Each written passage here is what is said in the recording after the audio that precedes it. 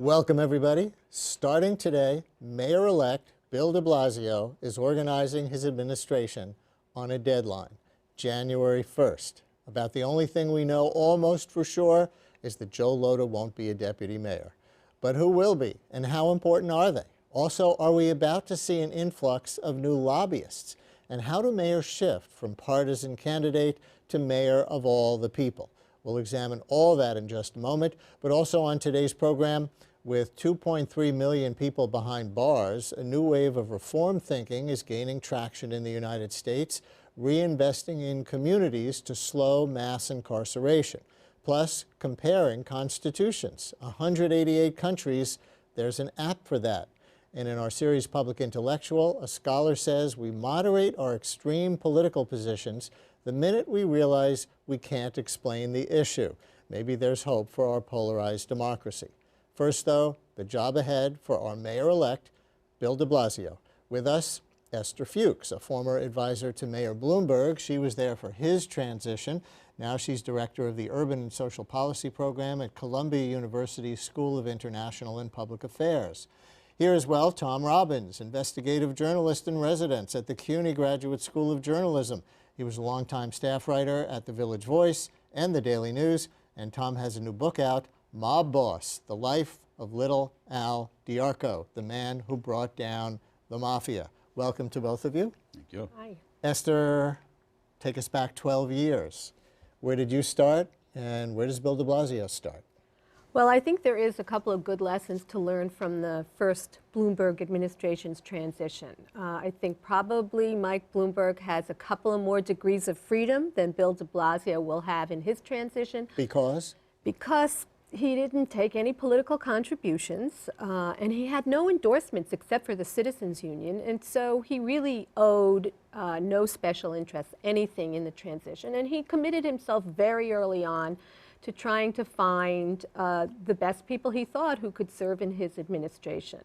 So the transition itself, you know, appointed a big transition committee that was extremely diverse and came really from every borough, every ethnic group, and every sector of the city. Nat Leventhal chaired that transition committee, and their job was to bring names into a subcommittee structure that helped vet all of these resumes and really get overqualified people, I think, to the table for the first round of appointments. Tom, how unusual was that freedom that, whether we like it or not, came from being a billionaire who didn't have to take campaign donations? We didn't see it before, and I don't think we'll see it again. It was a rare moment. And I would say that first term, we really did see the benefit of it because there were no vested interests, and there were some terrific appointments in that first term. I would venture that the gene pool started to decline a little bit in the second and third terms of the Bloomberg administration, but coming out of the box, I thought they did pretty great.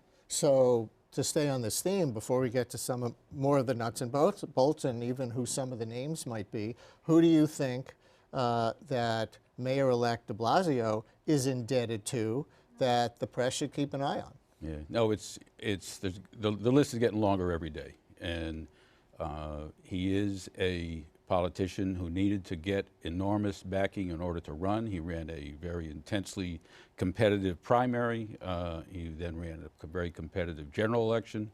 He's raised about $10 million altogether. He's been a extraordinary good fundraiser, and on that list of the people who are writing checks and who are raising money for him are people who our friend Jack Newfield used to call the permanent government of New York. Yeah. The people who are always there, who pull the levers of power often behind the scenes, who have true vested interests, lobbyists, developers, all kinds of folks. Unions and the real estate industry at the top of the list? Yes. Would that be right? Esther, you're nodding, saying, yeah, the permanent government. Who's the permanent government? You know, it is right, much to my chagrin. There really is a permanent government. I even experienced those people when I was at City Hall. Some of them have their hearts in the right place and are brilliant, but there are a lot of people in this city who make their living off of government and who make their living from government being dysfunctional, which is another, I think, interesting way to understand why they're so engaged. And you know, they're going to be stepping up to the plate. I would say one good thing is that Bill de Blasio wasn't endorsed by most of the big unions in the first round of the Democratic primary. So, for example, the teachers union. He doesn't owe the teachers union anything. I mean, his major endorsement was 1199. They're not a municipal worker union. So It's the healthcare workers. healthcare union. workers. Teachers union endorsed Bill Thompson in that primary, right? That's right. And he's got a couple of real estate developers, but really, when you think about it, in the first iteration, he didn't have a lot of the organized interests endorsing him. They split up with the rest of the Democrats. So he could stand up and kind of do the right thing early on, which is what I'm hoping. And we'll see what the final count is, but if he wins with the landslide that's been projected all the way along, is once all the votes are counted, is there an extra degree of independence that goes with that? Yeah, hopefully so. Hopefully he'll be able to say, this is a mandate. You know, older and wiser heads than me have pointed out that the last guy to win with a huge mandate was Abe Beam.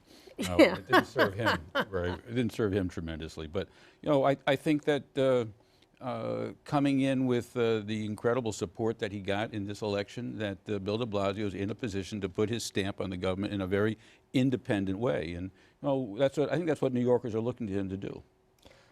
The Bloomberg governing model, how would you describe it?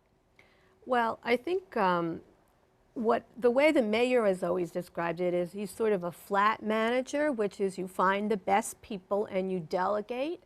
And when you find the best people, that actually works pretty well. When you don't, then you have significant problems at the agency level. But I actually think there are two areas that are critical at the moment that I hope he steps up and finds the right people fast. His deputy mayor for operations, budget director, and also police commissioner. These are the three core functions that every mayor's got to pay attention to, and of course his chief of staff too. If he goes a little bit out, doesn't use all loyalists in those positions, then there's a chance for some good tension internally, and people for sure who will tell him when the emperor has no clothes. That's really, really important. What's a deputy mayor for operations? This is not a title that's in the public eye very much, and in fact, wasn't Joe Lota that for Rudy Giuliani on day one? Yeah, not in Rudy's first administration. But Maybe first he was budget director, did. and then he became. He did step up into that position and budget director, and so he did have two of these very important positions. But the deputy mayor for operations is really in charge of all the staff and line agencies, sort of making sure the day-to-day operations of the city are working correctly. So you may have a separate deputy mayor for social services, but these are usually, it's structured depending upon who's in there, usually fire and sanitation, environmental protection, police goes off into a separate little bailiwick where the mayor takes charge. And would you add schools chancellor to that list? And so that's interesting because schools chancellor up until Michael Bloomberg wasn't, I mean, it was an important appointment, but in the end, no mayor was accountable for schools because it was the Board of Ed and they didn't have to pay the same kind of attention. Bloomberg created a precedent, and de Blasio believes in it, which is hold me accountable for education.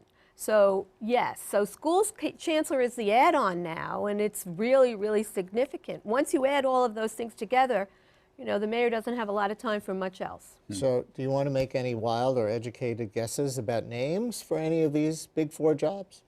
No, I'll bow out, but I'll say this. I think that there's a lot of people who were in the Dinkins administration who were both represented the best of New York, and there were people who represented the worst of New York. And I think that one of the challenges to Bill de Blasio is going to be to differentiate between them.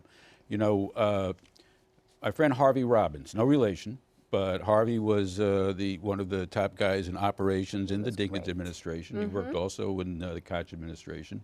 And people like that who know how things operate and who don't have vested political interests in who gets what job and how things go. That's what he needs, that kind of person. You know, staying away from people who make their living off of government is a kind of good idea. You can have conversations with these people, but I think that, you know, they have a vested interest. I would throw out a name for chairing the, if he does have a transition committee, which I hope he does, I would pick somebody like Emily Lloyd.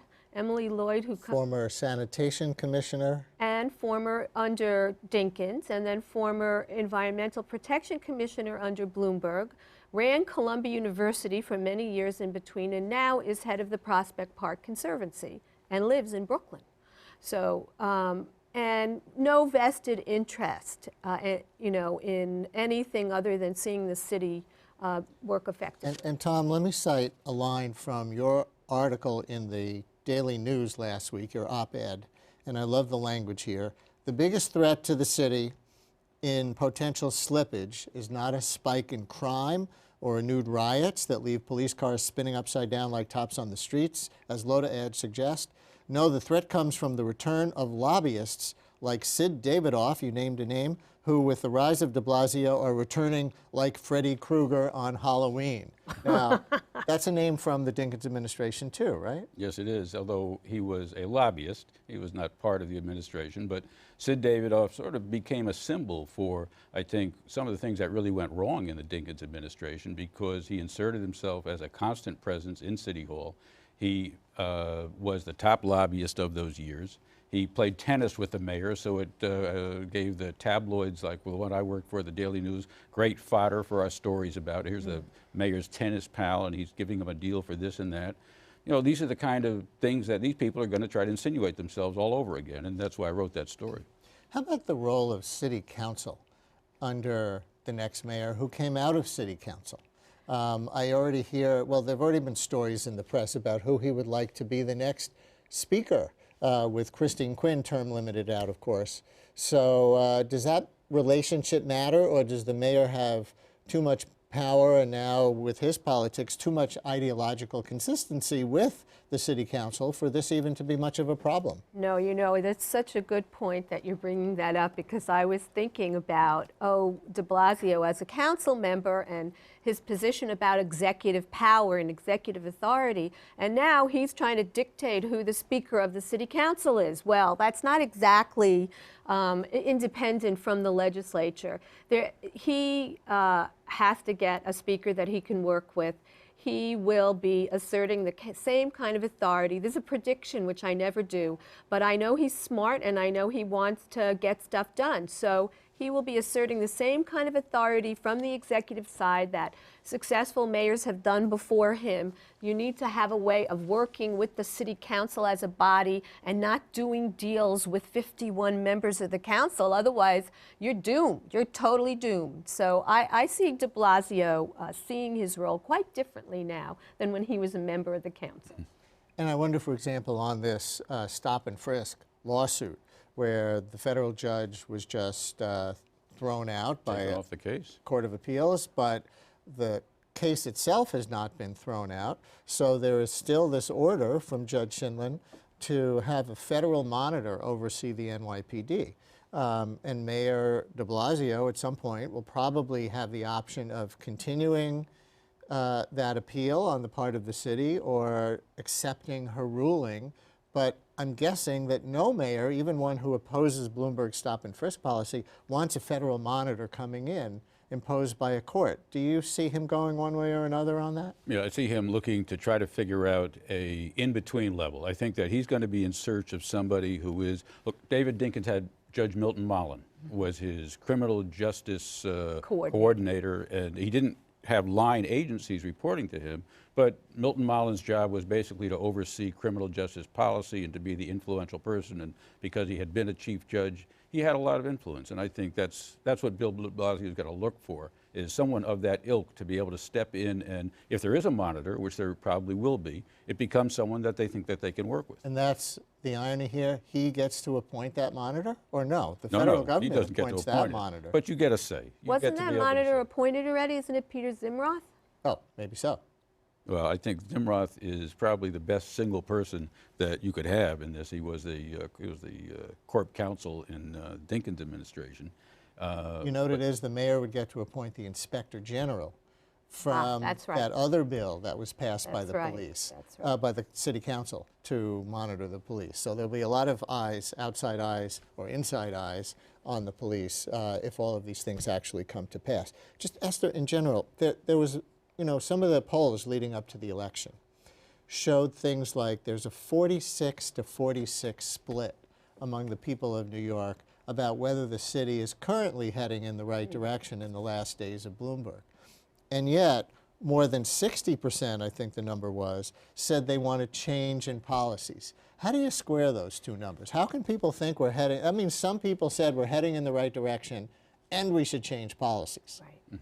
I think that it's personal now with the voters as far as Michael Bloomberg is concerned. What you're going to see over time and what that 46-60 split represents is, by and large, most people in this city think the city's going in the right direction and they don't want that direction to change.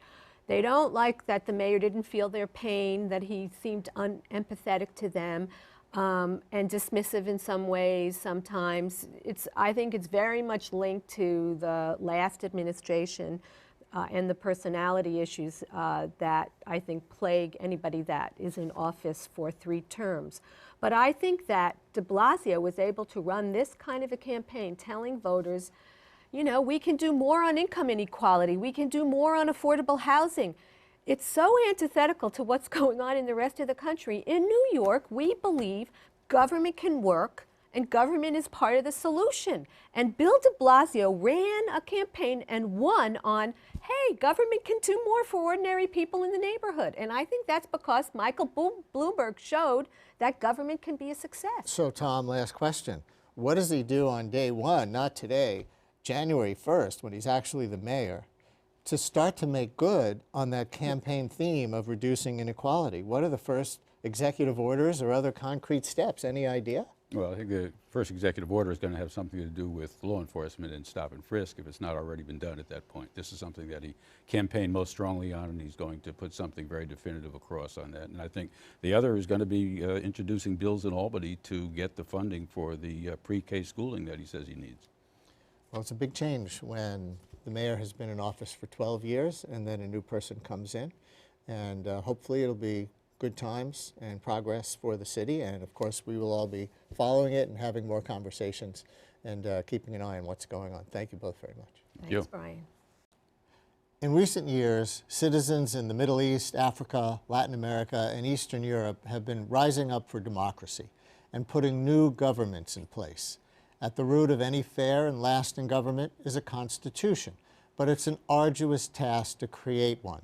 If only there were a tool to help framers see the constitutions of the world, not just a few, but scores of models to copy and modify.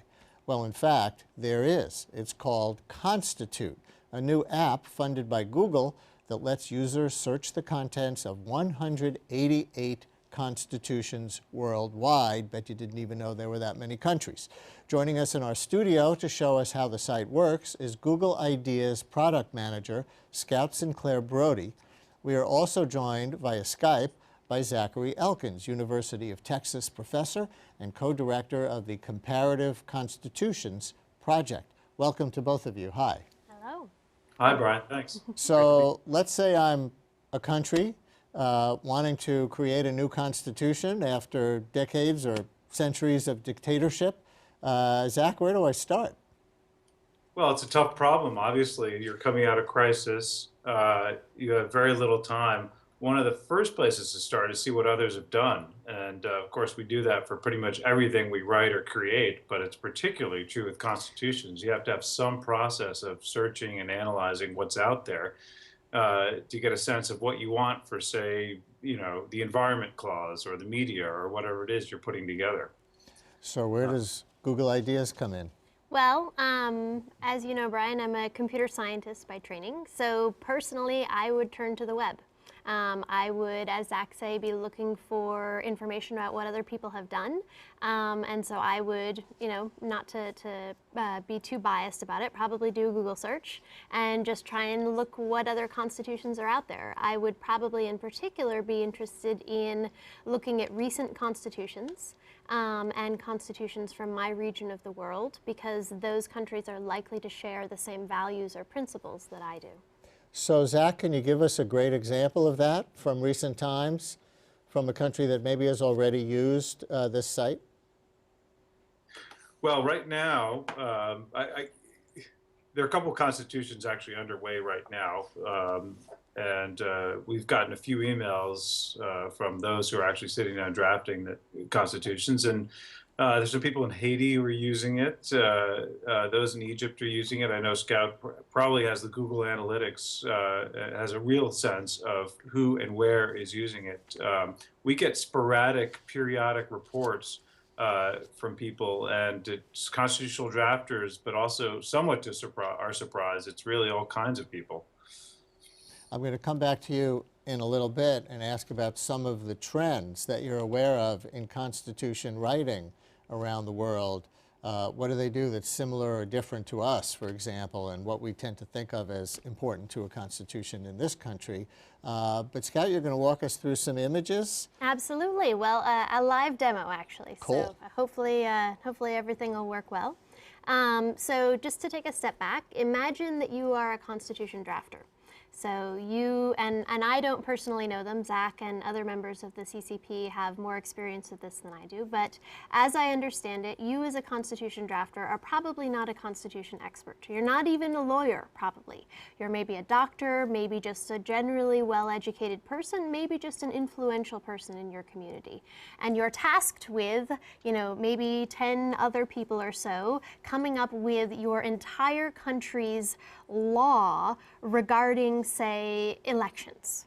And in particular, you personally are tasked with figuring out campaign financing. So the idea with Constitute is that instead of having to go through stacks of paper or search randomly and find other constitutions, you can log onto the site and browse topics. And we see here, this is a set of topics that the Comparative Constitution Project has spent 10 years or so organizing and cataloging, which has really been a tremendous amount of work. So if this is small on people's television, some of them are culture and identity and elections and the role of the executive, which would be the president in this country. Exactly. And really, these are all of the themes that you would expect to find in any constitution. And Zach has, I think, a small army of graduate students who have spent, literally, countless person hours going through individual constitutions and tagging and cataloging them. And he can tell us a bit more about the process. But so let's get back to the example. Mm-hmm. You are tasked with, electoral financing, and you're not really sure, okay, you see these tags, but maybe what you'll do is you'll actually decide to give it a try in the search box. So you look for campaign. And you see actually here your suggested campaign financing. So we click on that and we see a list of 36 constitutions, everything from Angola all the way down to Zimbabwe, mm-hmm. That have clauses relating to specifically campaign financing. Constitutions from Angola to Zimbabwe, that could be your motto. Yes, indeed it could be. But so say again, you're new to this, you're not really sure where to start. 36 maybe seems like a lot. You can filter by country. So you can say, I actually am located in Asia, so maybe I only want to look at countries that are in Asia. Or as I said before, maybe you only want to look at modern constitutions. So if we look at all of the constitutions that have been written since 2010, we still get 8 constitutions that mention campaign financing that have been written since 2010. So just to dive in a little bit more into how the site actually works and why it's useful, if we expand one of these, we see the clauses of the Angolan constitution that relate to our particular topic. Most specifically, we see that Angola, and this will be interesting to you, Brian, as someone who's in the broadcast industry, Angola, rather than trying to dole out money to its candidates for national elections, doles out airtime. So they actually say specifically, candidates shall have the right to broadcasting time on state radio and television stations, which is kind of neat. And guess what? We don't have that in this country. No, indeed we don't. We have candidates shall have the right to buy as much airtime as they can afford. Exactly, exactly, which I'm sure is something that you've discussed with many of your guests before. So, the last step, now that you've sort of found the content that is interesting to you, you can pin it, and then over here in the pinned drawer, you see everything that you've pinned. And you can download it. Depending on the speed of your internet connection, it should be just a short delay. We'll see. Oh, and I can click to download. And now I have a PDF file of all of the things that I have selected as being relevant to me as a Constitution drafter. So now I just print this out and I say, look, committee, I did all of my work. I did all of my work right here, and you just hand it out. No searching through reams of paper. That is awesome. So Zach, let me turn back to you and drill down on this example. The content of this example is campaign finance, which our viewers might be surprised to learn only shows up in 36 out of the 188 constitutions around the world.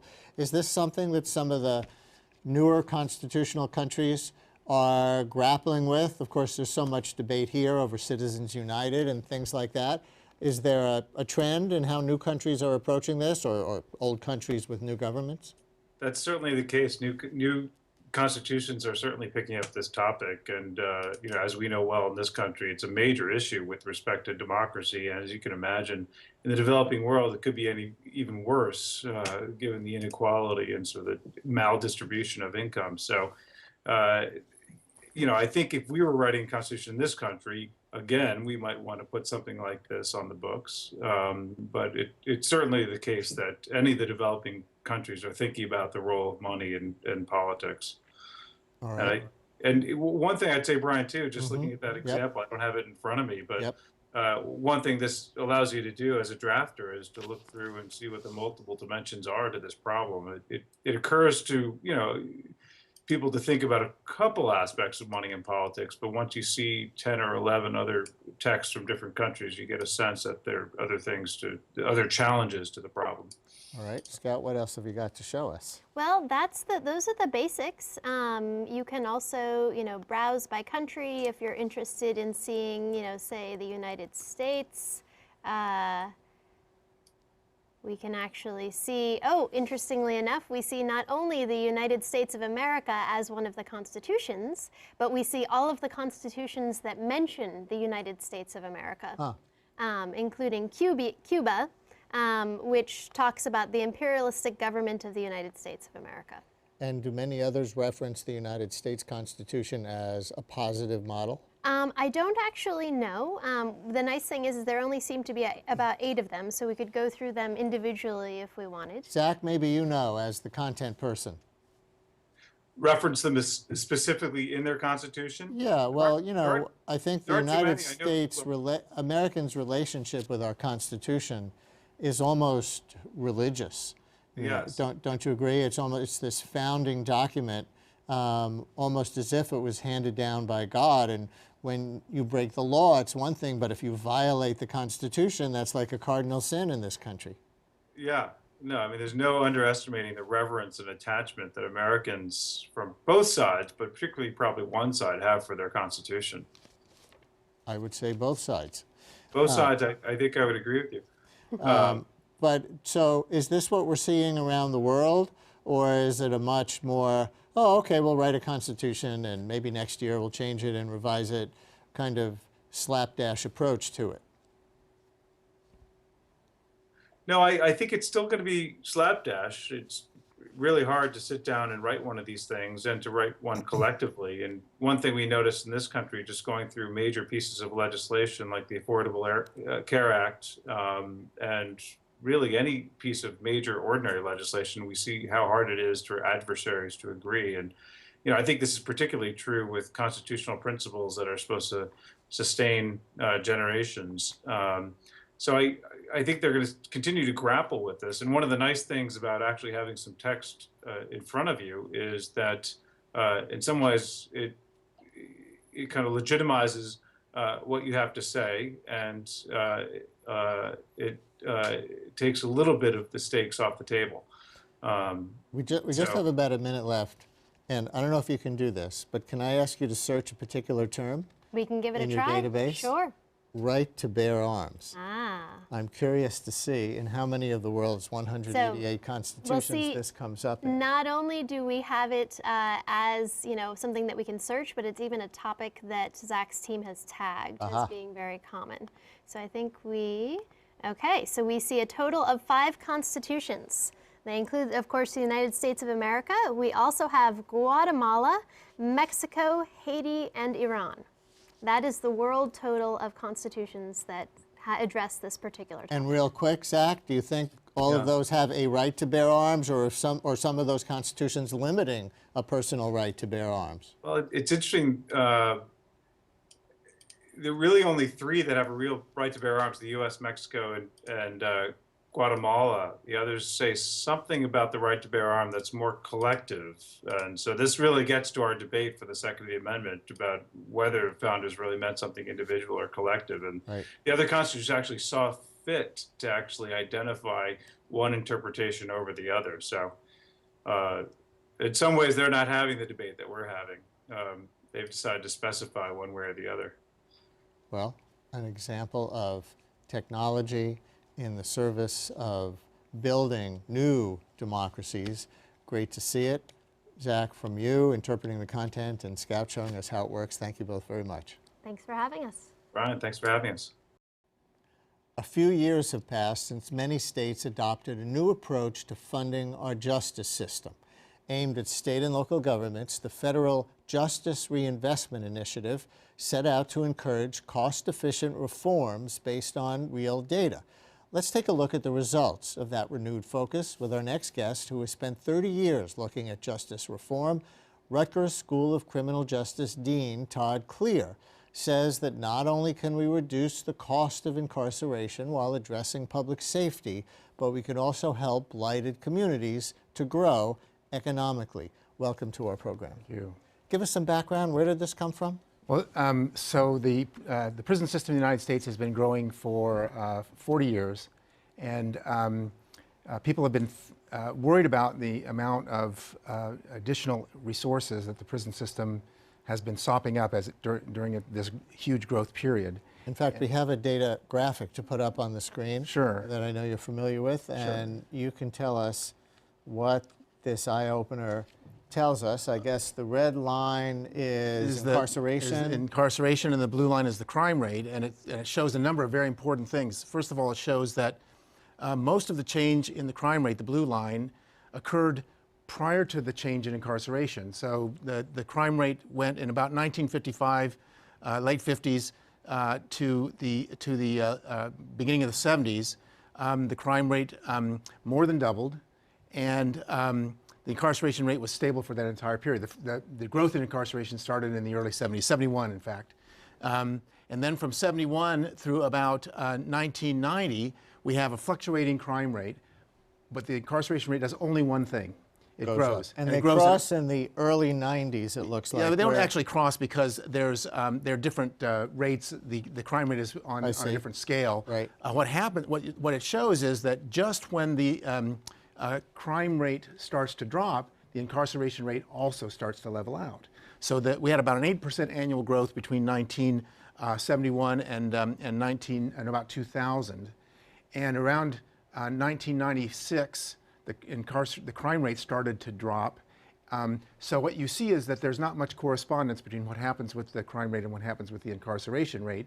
And in the middle periods, when the incarceration rate is growing at 8% a year, crime rate goes up some years, down some years, and it turns out that when we started to grow the prison system in 1971, the crime rate we had then is about the same one we had now. So we have 5 times as many prisoners and about the exact same crime rate. But the crime rate has gone up since 1971 and then down. Up and down and up and down. So I know there are some people who argue that one of the reasons, not the only reason, maybe not the prime reason, but one of the reasons for the reduction in crime in recent years is that more violent people started to be incarcerated for longer periods of time. So we've taken criminals off the street, so less crime. Yeah, I mean, that sounds like a plausible argument, and there is some truth to it, but it overstates the case, because when you add a time to a person's sentence, when you hold a person in prison longer, you're incarcerating them during their getting old ages. The most rapidly growing age group of prisoners in the United States is 55 and older. And we're not at risk of being harmed by people in their late 40s and early 50s. Sometimes crimes are committed by that group, but really that's a low-risk group, and we're locking them up.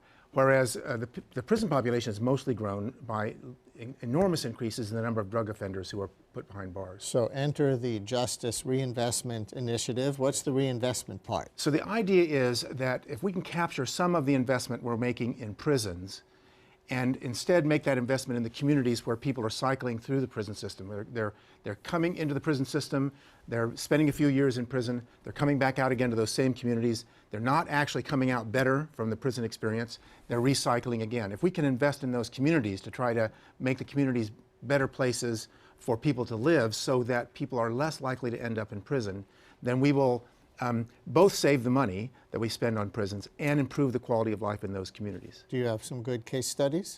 Well, there's interesting anecdotal data. The projects themselves are pretty new.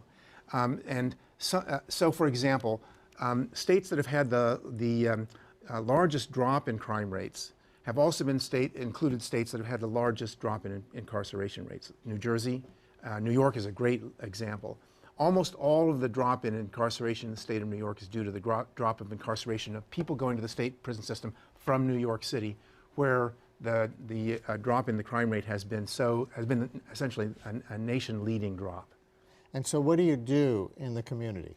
So we know that there are several kinds of initiatives that have huge impacts on community health and then as a consequence on crime rates. Home nursing programs, preschool education programs, daycare programs for children who have limited child care at home, and early childhood education. Now, it's very hard to get money from the prison system and reinvest in those initiatives. The usual kind of political scenario, and this is one of the problems with justice reinvestment today, is that once you say, we're going to try to save some money on incarceration, the people who get in line first are the drug treatment programs, the police, and other kinds of government services that legitimately need investment. For worthy-sounding things like community policing, preventive policing, exactly, and drug courts that are alternatives to incarceration. And we know, for example, that drug courts have an impact on crime rates through reducing recidivism rates. But what has not happened, the original idea of justice reinvestment, which was as a community investment, has not happened. So when you take money from the prison system and give it to the court system, you're actually taking money from one government agency and giving it to another, and that may be a wise use of those resources, but it's not really a community development investment. So what improvements are JRI suggesting? Well, so there's a wide array of JRI kinds of ideas. And for the most part, today's projects are as I described. They try to interrupt the growth in the prison system, take the money that is saved by capping prison populations, and invest that in other parts of the infrastructure of services the state provides in order to upgrade those services, drug treatment, drug courts, and so on. But the true believers in justice reinvestment, and you're talking to one, argue that that the payoff of investments in other areas that are non-criminal justice, non-justice system style investments is much greater, particularly if you invest on children under the age of 7. The problem is you don't realize those savings for a while. Universal pre-K, for example, great example. An expansion we may be about to focus on in New York City. That's right. Another example is home nursing. We know that for every child in an impoverished neighborhood who has a long-term relationship with a home nurse, saves 7 times the amount of the cost of that nurse in long-term care of various kinds, including criminal justice system reductions, health care reductions, and so on. Meaning a nurse as a baby who helps the parent? No, the nurse, a person trained as a nurse, yes, works with the parent while that parent is parenting a young child, particularly a toddler and a pre-walking child. The curves may be breaking now. Again, if we were to look at that graph again, I wonder, it seems to me that there's downward pressure on incarceration right now from the squeeze on state and local budgets all over the country, combined with the lower crime rates than we had 20 years ago all over the country. There's a feeling that this is a place where states can save money, less incarceration. Do you see that happening in practice? In fact, there's something remarkable is going on. You know, I've been through this Get Tough movement since the early 1970s, and the conversation has changed so dramatically that it's hard even to overstate it. So you don't have politicians who are urban mayors running on crime platforms anymore. 3 strikes and you're out, not even life in prosecutors. prison, Exactly. that kind of thing. And I think that the fiscal pressures are only a part of the story. So I think there's multiple parts to this story. One is that a lot of recent research has come out, and people are generally familiar with it, that incarceration has collateral consequences for racial inequality and hard-hit communities that really make us feel pretty uneasy. And for example, going to prison reduces lifetime earnings by 40%. When you have a neighborhood where a lot of people go to prison, you have a neighborhood that simply can't economically survive. And to destroy whole neighborhoods when there are people in that neighborhood who have never been caught by the criminal justice system seems like a policy that makes us uncomfortable. But there's also a lot of other people now lined up. When the economy comes back and we start having a flow of resources, there are a lot of takers now. Healthcare, infrastructure, education, retirement. We have a lot of needs of things that we want to pay for. And right now, when you look at the list of the things that people are saying, I want to pay for this first, prisons aren't there. So I think the conversation has changed really fundamentally. How about gentrification's contribution to the problem? Is it significant? Well, yes and no. The yes part is that we have whole neighborhoods in urban areas now in almost every city that have been reclaimed by the people who used to live in the suburbs moving back into the cities. They want that city lifestyle. I live in Hoboken, where the story over the last 20 years in Hoboken is just remarkable about the changes in that city. At the same time, America is more residentially segregated on the basis of income inequality than it has been in the last 30 years. So we have pockets in all of our cities of enormous economic deprivation. And those places are not only not affected by sort of the returning economy, but the criminal justice system makes them worse by the incarceration cycling. The Justice Reinvestment Initiative. Now you know. Thank you very much. Thank you. Up next, a study reveals the more you know about an issue, the less extreme your political position. Time for Public Intellectual, where we look at new research with the power to change our thinking and public policy. This week, a fascinating study about extreme political attitudes. Turns out when people are asked to explain an issue that they have a strong position on, often they can't in any detail. But interestingly, the failed attempt changes them. It moderates their position. Researchers from many universities participated in the study. How did they test for this, and does it suggest some hope for our polarized democracy? Joining us, the lead author, Philip Fernbach, professor at the University of Colorado. He's traveling and joins us via Skype from Florida. Thank you so much for doing this. Hello from New York. Absolutely, my pleasure. Thanks What was your methodology? So actually, this research, we drew inspiration from work that had gone on in psychology previously on this phenomenon called the illusion of explanatory depth. And traditionally, this has been studied in domains like understanding of everyday objects, like things like toilets and ballpoint pens.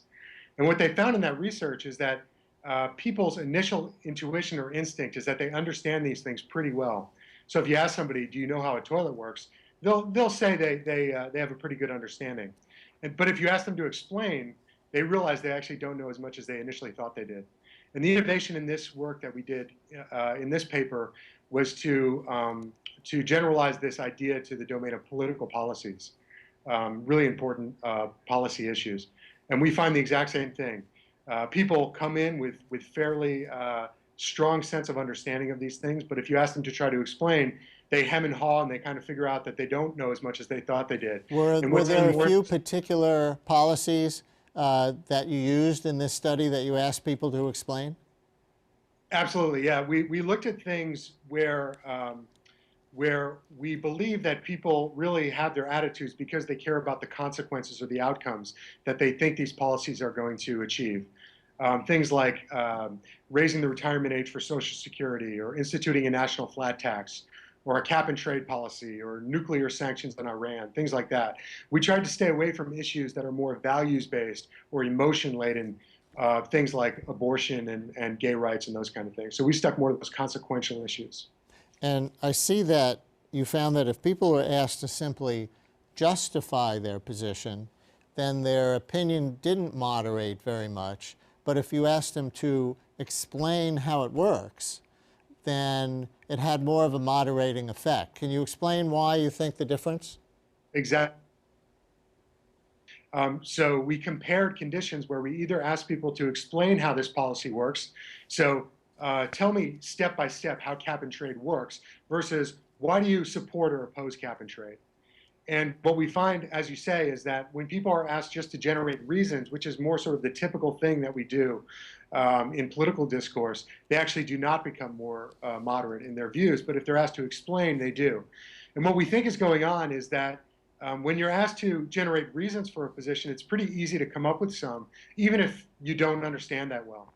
And the experience of coming up with reasons doesn't necessarily reveal to yourself that you don't know as much as you thought that you did.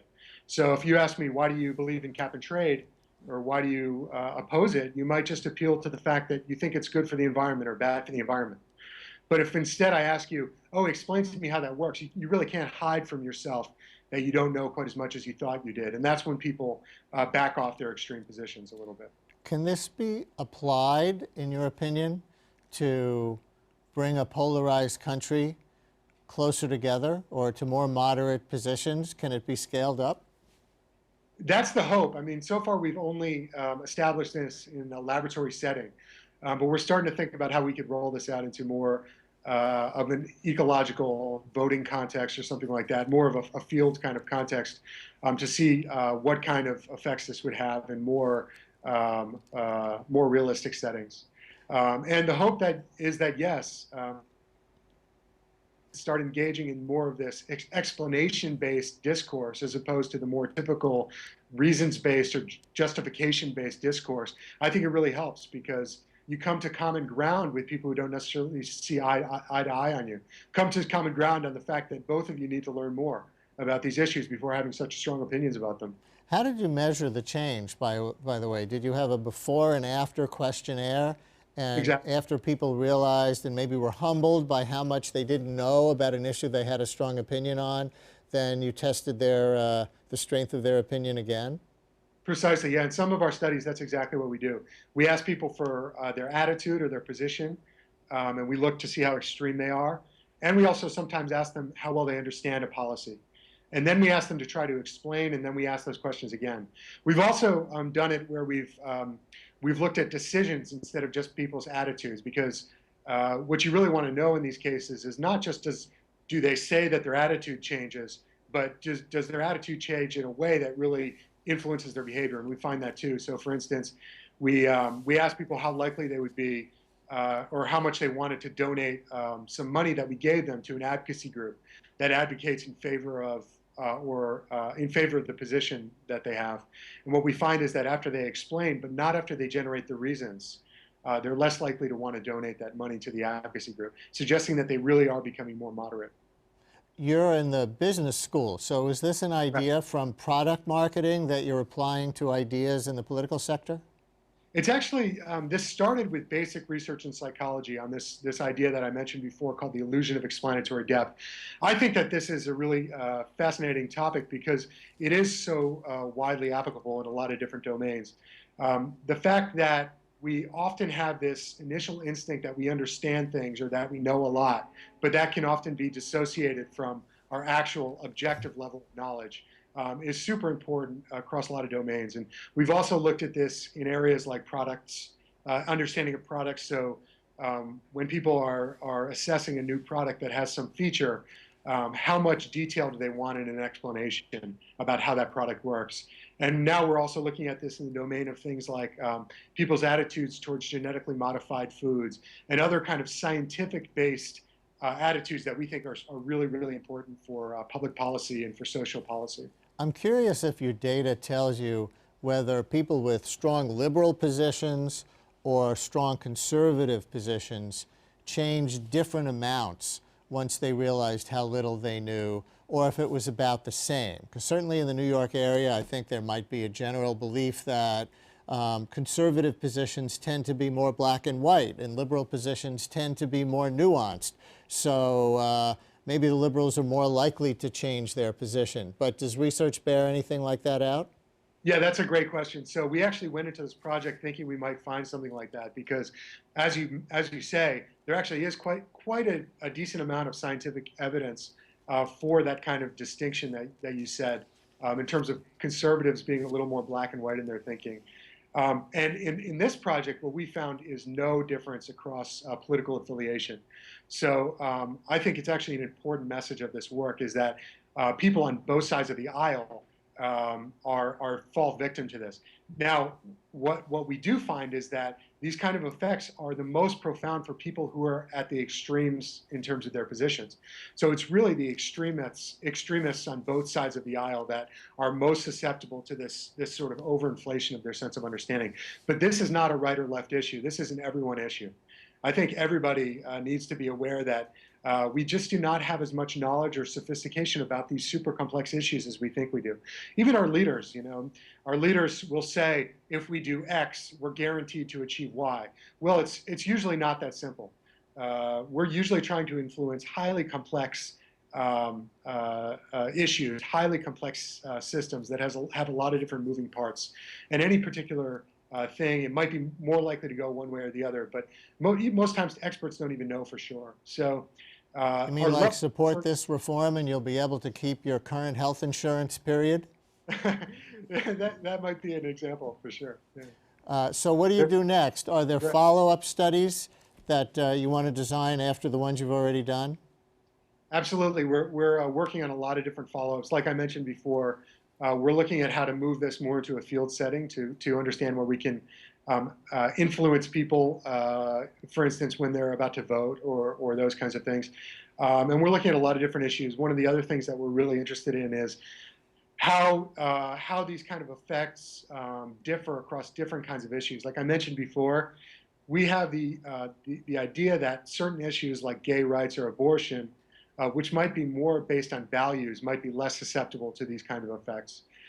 If I don't know how, the fact that I don't know all the implications of gay rights or abortion might not matter as much to my attitudes because I just think that those things are right or wrong. And we're collecting data on that right now. Fascinating. Great research. Thank you so much for sharing it with us. Thanks for having me. It was very nice talking to you. And that's our program for this week. We debut a new show at this hour each Wednesday. Next week, bad dating. No, it's not about that jerk you met online last weekend. It's about the huge quantity of food that's wasted, good food thrown away from the confusing sell-by dates on the containers. And for a fresh look at the news, tune into my radio program weekdays from 10 till noon on WNYC 93.9 FM and AM 820. Tomorrow, who de Blasio wants for City Council Speaker. I'm Brian Lehrer. Thanks for watching.